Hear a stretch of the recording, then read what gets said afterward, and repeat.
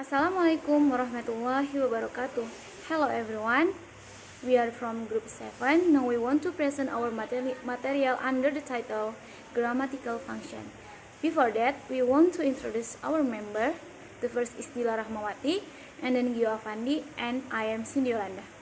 Okay, the first material will be delivered by Dila Rahmawati. Time is yours. The first material delivered by me, introduction to relationship between the verb in clause and in its complement, when it is sector of grammatical function or grammatical relation, that is subject, direct object, indirect object, or second object, and oblique object, and the others. And then next material about the subject.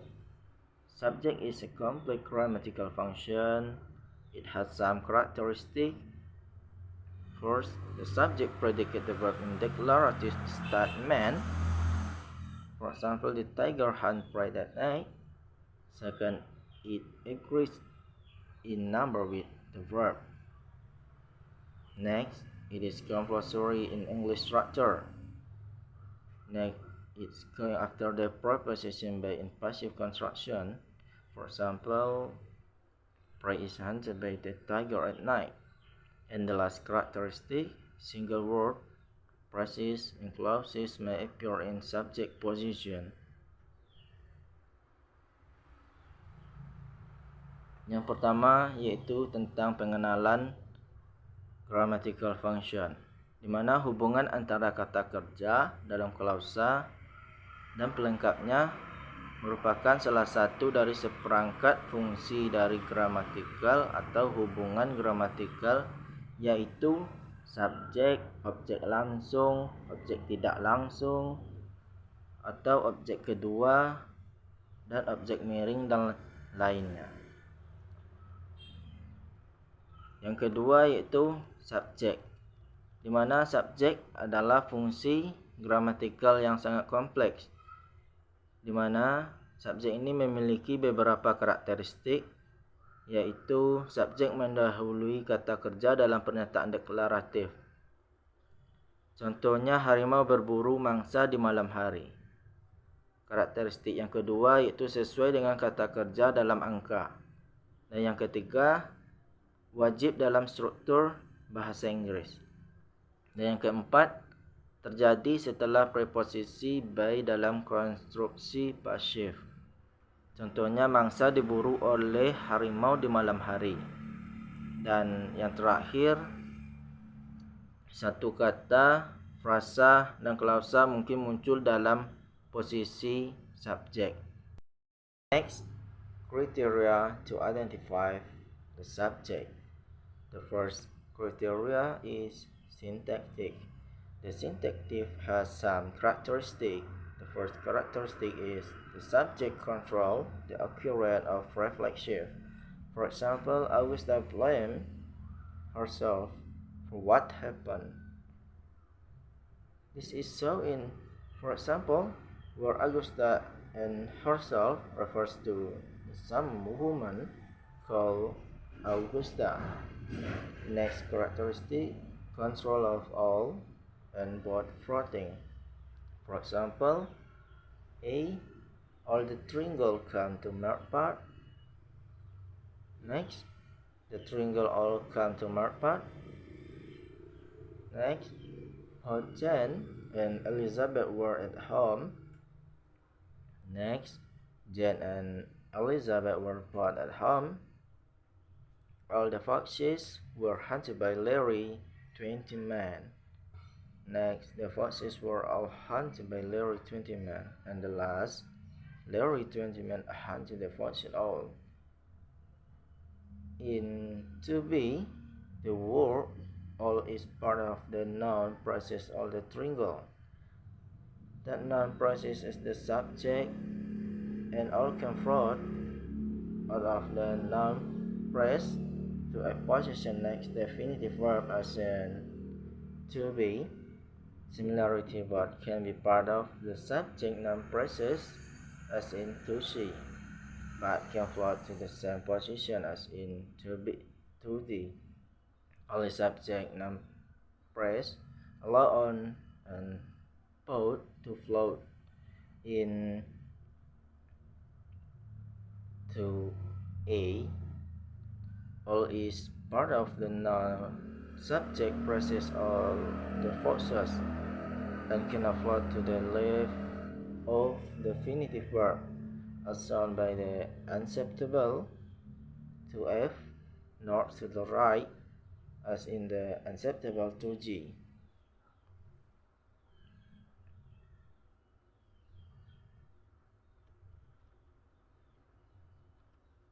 Itu selanjutnya tentang kriteria yang ada dalam subjek. Yang pertama, sintaktik. Di mana sintaktik ini mempunyai beberapa ciri, yaitu yang pertama, subjek mengontrol terjadinya refleksi. Contohnya, Augusta menyalahkan dirinya sendiri atas apa yang terjadi. Hal ini ditunjukkan dalam contoh tersebut, di mana Augusta dan dirinya sendiri mengacu pada wanita yang sama, yaitu disebut dengan Augusta. Karakteristik yang keduanya yaitu subjek bisa mengontrol dari semua dan kedua yang mengembang. Contohnya, yang pertama, semua Tringle datang ke Mirth Park atau Taman Merle. Yang kedua, The Tringle datang ke Mirth Park. Yang ketiga, baik Jane dan Elizabeth berada di rumah. Yang keempat, Jane dan Elizabeth sama-sama berada di rumah. Selanjutnya, yaitu semua rubah diburu oleh Larry Twentyman. Dan terakhir, rubah diburu oleh Larry Twentyman. Jadi dalam contoh 2B, kata semua adalah bagian dari frase atau frasa kata benda semua Tringle. Frasa kata benda itu adalah subjek, dan semua dapat mengambang keluar dari noun phrase-nya ke posisi berikutnya. Kata kerja terbatas seperti dalam contoh 2B. Demikian pula keduanya dapat menjadi bagian dari frase kata benda subjek seperti dalam contoh 2C, tetapi dapat mengambang ke posisi yang sama seperti contoh 2D. Hanya non-phrase subjek yang memungkinkan semua dan keduanya mengambang.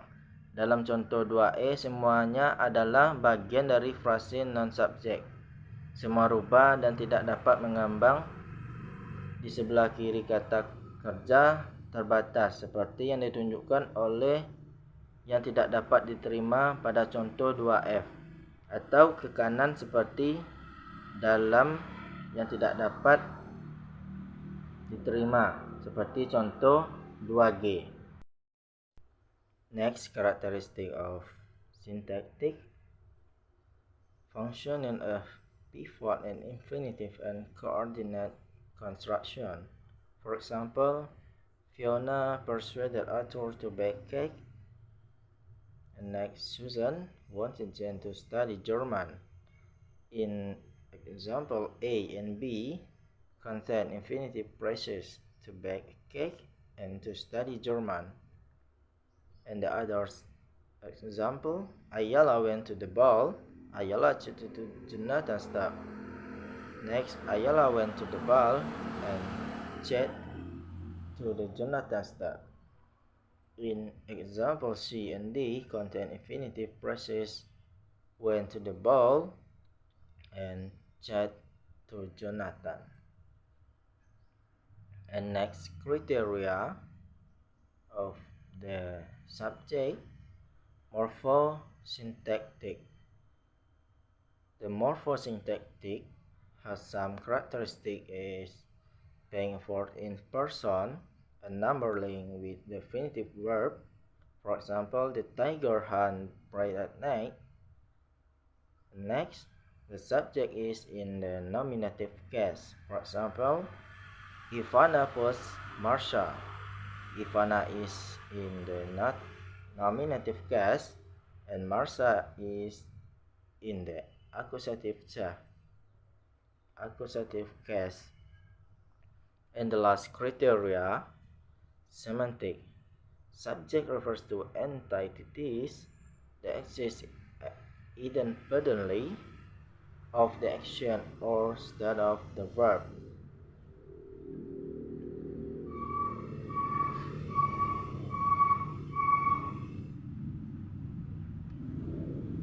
Jadi, karakteristik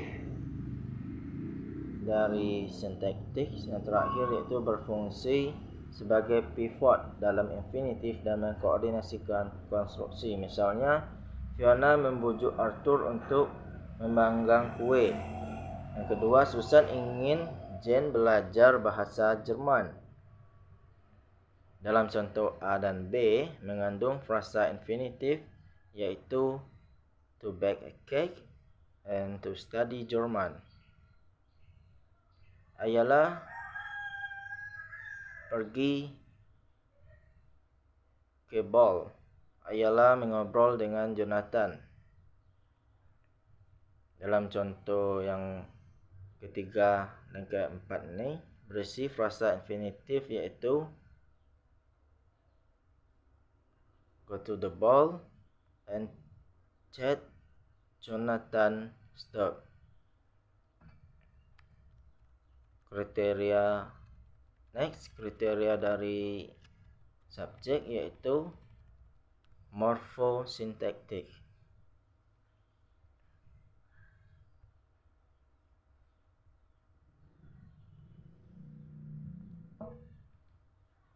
Dalam morfosintaktik ini terlibat hubungan orang dan angka dengan kata kerja terbatas.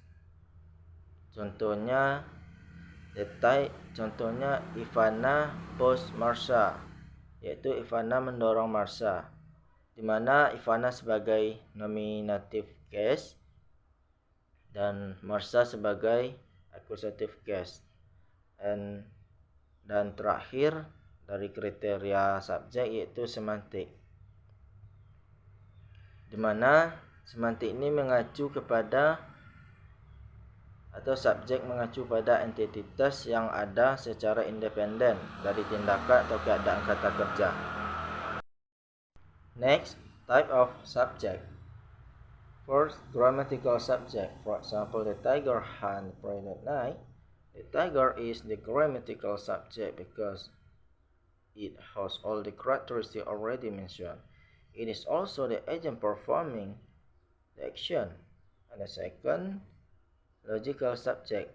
For example, prey is hunted by the tiger at night. The tiger is the logical subject because performing the action. And the last type of subject, psychological subject. For example, this prey tiger hunted. The psychological subject is this prey.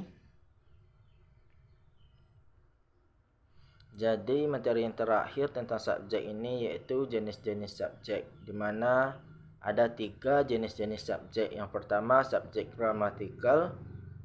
Contohnya harimau berburu mangsa di malam hari. Dari contoh tersebut kita mengetahui bahwa harimau termasuk ke dalam subjek gramatikal karena memiliki semua karakteristik yang sudah disebutkan. Ini juga termasuk ke dalam agen yang melakukan suatu tindakan. Yang kedua, subjek logis. Contohnya, mangsa diburu oleh harimau di malam hari.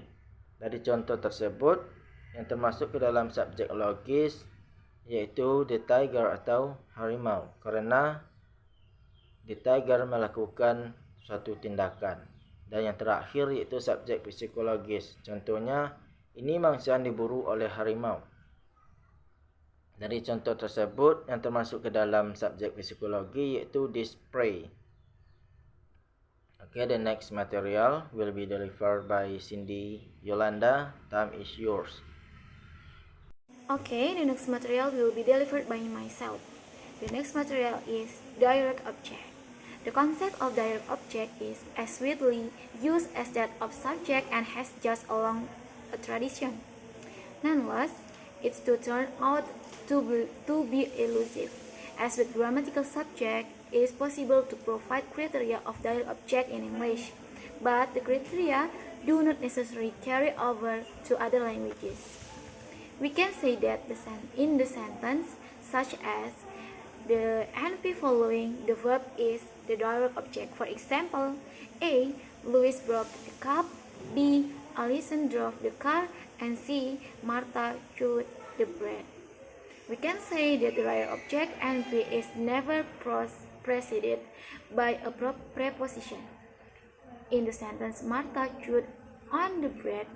Bread is not a direct object. These passive sentences contain grammatical subject on the criteria applicable to English, but their active counterparts do not contain direct object. For example, A. How is someone to chat to a girl if she does not go out? B. All the armies of Europe march over these fields. In that sentence, the correspondence of the grammatical subject in 15 are inside prepositional press.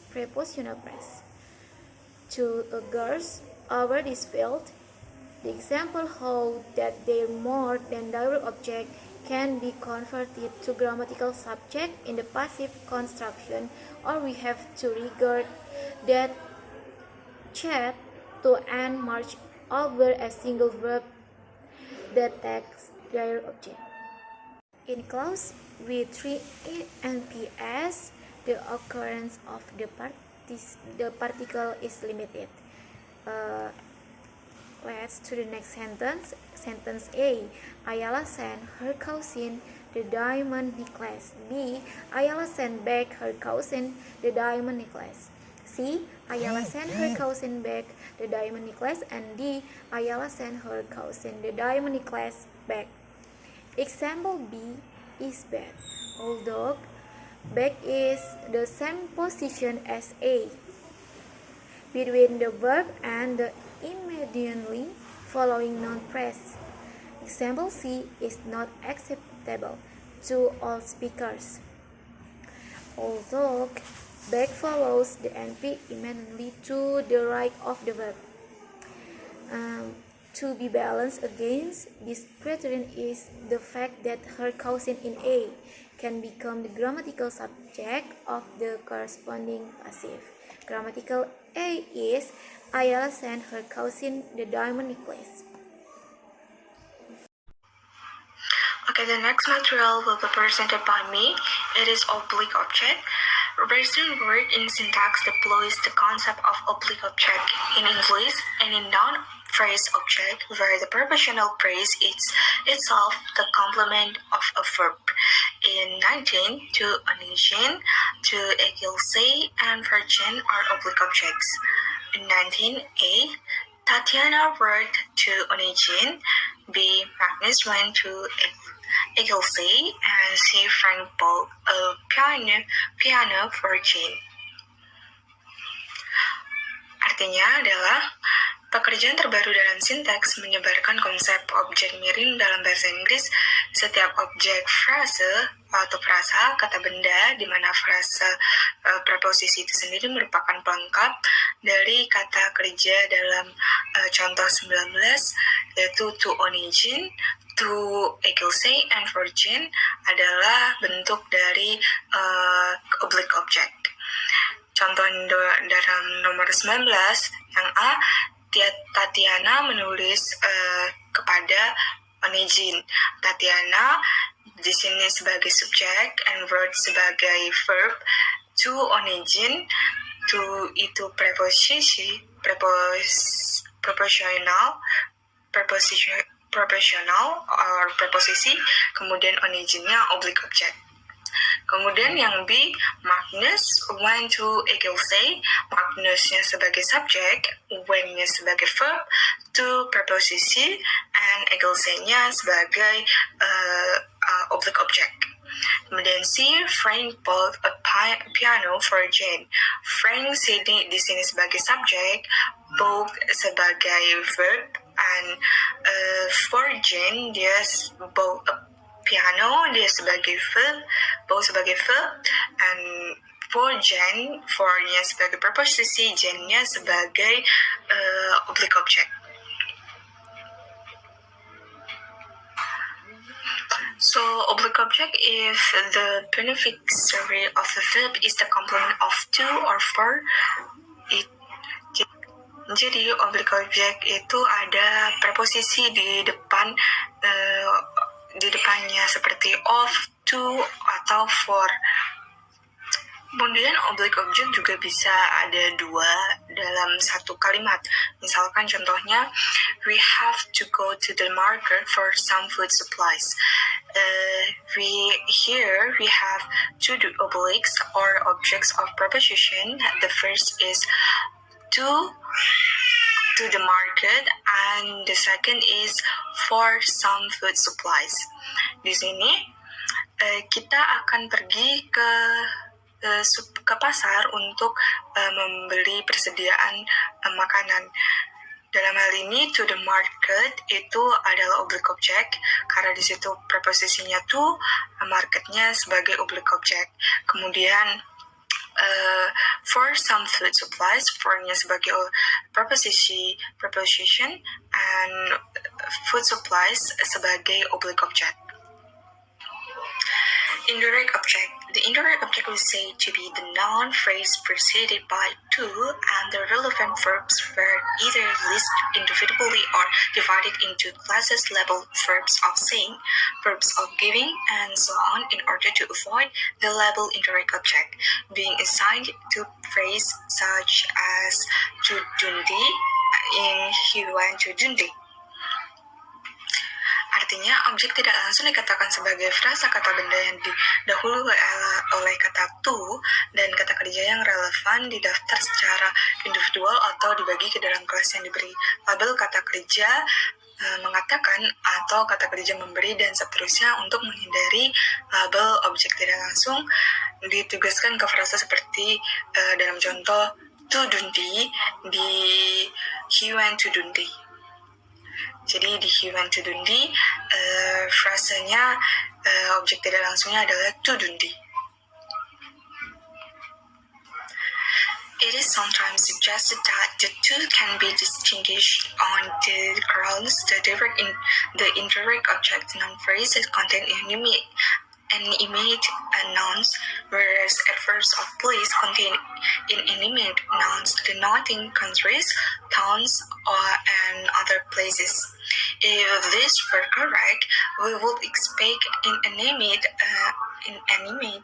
nouns not to occur immediately to the right of a verb such as sent in 20 and 21. 20. Lucy sent a letter to Isidore. B. Lucy sent Isidore a letter. 21. A. The government sent an envoy to China. The government sent China an envoy.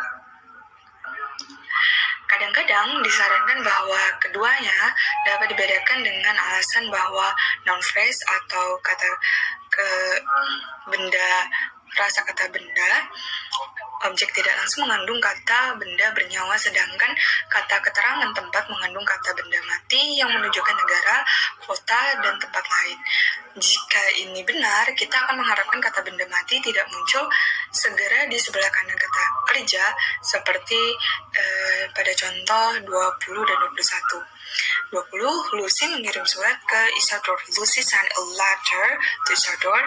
Dan B. Lucy mengirimi Isidore sepucuk surat, atau Lucy sent Isidore a letter. Kita harus ingat bahwa kata indirect object itu menanyakan who or what. Jadi ketika kita ingin mencari kata indirect object, kita harus memakai rumus who or what the action verb is done. Seperti contoh nomor 20, Lucy sent a letter to Isidore. Lucy sebagai subjek, San-nya sebagai verb, letter to Isadore. To Isadore-nya sebagai indirect objeknya. Kemudian yang B, Lucy send Isadore a letter. Lucy sebagai subjek, kemudian verb-nya send, Isadore-nya di sini sebagai indirect object. Kemudian yang B, the government send an envoy to China. The government sebagai subjek, send-nya sebagai verb, an envoy-nya sebagai indirect object. Kemudian, the government sent an envoy to China. The government-nya sebagai subjek, send-nya sebagai verb, and envoy-nya sebagai indirect object. Kemudian, the government sent China an envoy. The government-nya sebagai subjek, send-nya sebagai verb, dan an envoy-nya sebagai indirect object-nya. Example 21b has the interpretation that a person is sent to China so that China can use him or her as an envoy. This is rather universal expression, at least out of context. 21b sums out the oddness can be removed by substituting different lexical items, as in 22. The company sent China its senior mining engineers to help plan the new mines. Example 22 presents China not just as a geographical area but as a body that is to benefit from the engineers. With the appropriate interpretation, then an inanimate noun can occur to the right of the verb. Contoh 21b memiliki interpretasi bahwa seseorang dikirim ke Cina agar Cina dapat menggunakan dia sebagai utusan. Ini adalah situasi yang agaknya tidak biasa, setidaknya di luar konteks. Kemudian 21b tampak aneh. Keanehan dapat dihilangkan dengan mengganti item leksikal yang berbeda, seperti pada 22 perusahaan mengirim insinyur tambangan seniornya ke Cina untuk membantu merencanakan tambang baru. Contoh 22 ini menyajikan Cina tidak hanya sebagai wilayah geografis, tetapi sebagai badan yang mendapat manfaat dari para insinyur. Dengan interpretasi yang tepat, maka kata benda mati dapat muncul di sebelah kanan kata kerja. That indirect objects can occur immediately to the right of the verb, but not immediately to the right of genuine verbs of direction. Genuine verbs of direction would not include China in 22. This suggestion is correct, but it still fails to distinguish direct objects because an indirect object noun cannot always occur immediately to the right of the verb, as shown by 23. The expert's attribute reveals this picture. The expert is subject, attribute is verb, and reveal is the indirect object. I forwarded Vinny read the letter. I di sini sebagai subject and forward sebagai verb. Kemudian Winifred sebagai indirect object. Kemudian C, the manager presented the foreman a gold watch. The manager subject presented verb. Foreman is indirect object. Kick John the ball. Di sini indirect objeknya adalah John. Kemudian Monica hit Martina the ball. Monica subject, hit itu sebagai verb. Kemudian Martina sebagai indirect object. The critics ascribe Shakespeare display. Ini di contoh yang 23 ini, D, E, dan F itu mereka indirect objeknya sebelum noun, kata noun, object noun.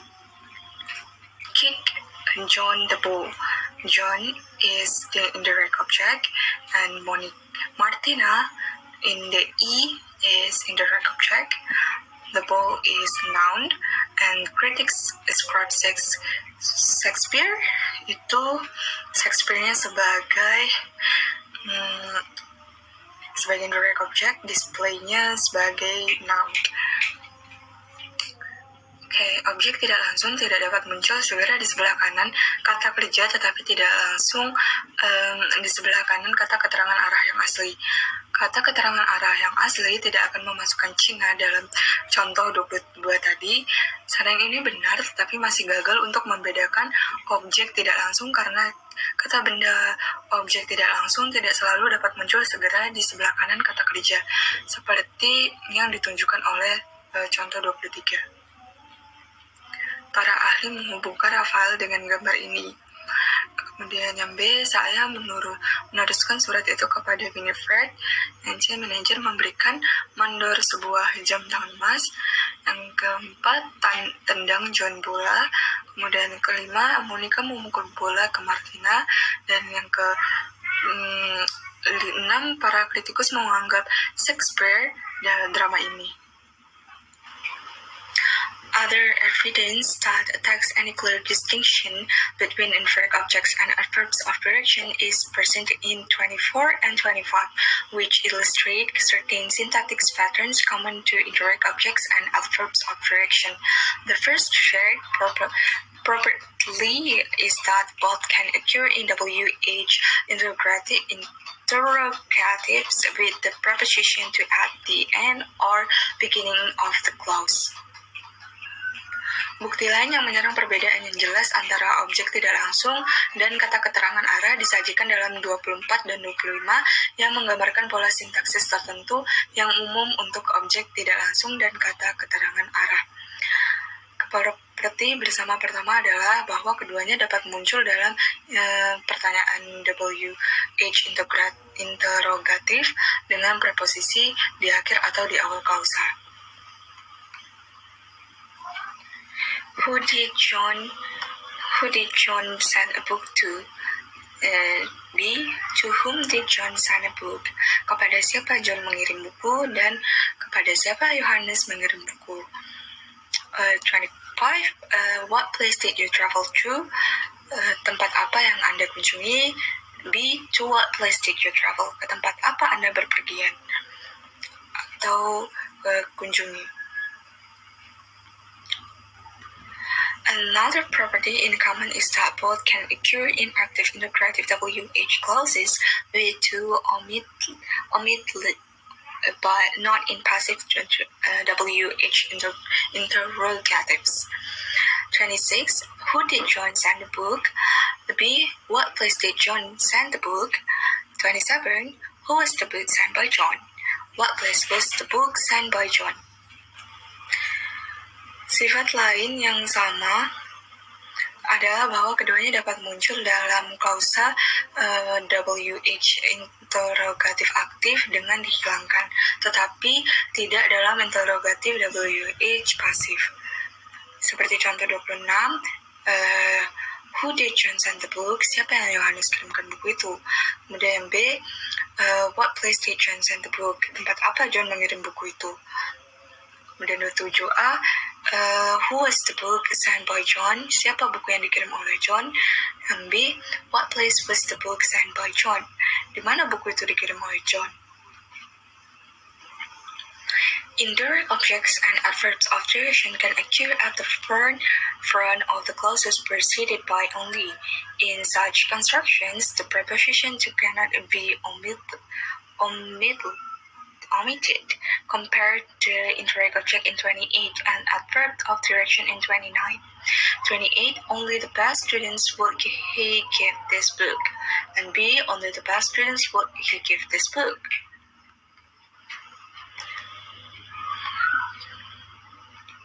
Only to Glasgow would he go by train because the service is fast. B, only Glasgow would he travel by train.